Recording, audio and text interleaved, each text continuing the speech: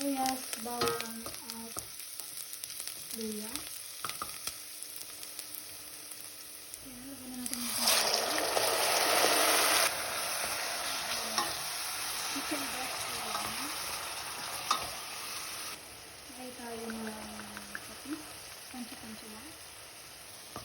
Mix natin.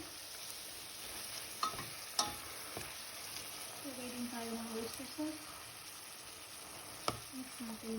Tansya lang po ako maglagay ng ingredients. Sarap.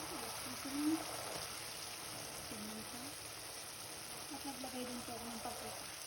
Mix natin. Lalagay din ako ng kalahating lote.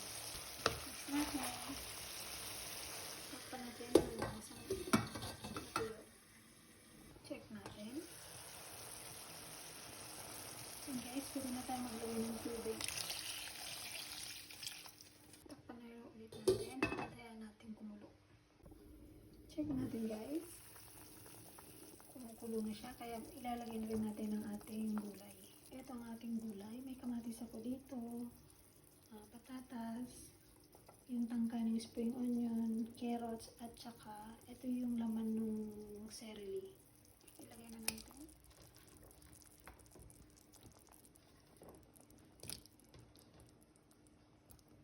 Takpan natin hanggang sa malito ang ating gulay. Ayan, check natin ulit. Tignan natin kung malambot na ang ating gulay. Ayan. Pwede na natin ilagay ang ating mix na gulay.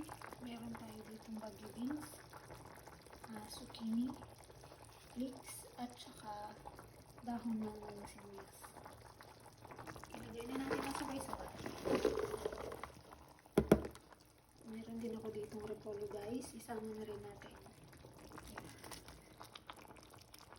Sarap ang sabaw pag marami ang gulay. Ayan guys, takpan natin at ayan lang natin luto ang ating ulam. Ayan guys, check natin.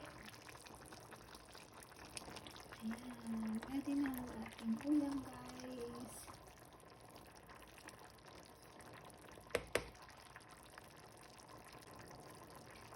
Thank you for watching.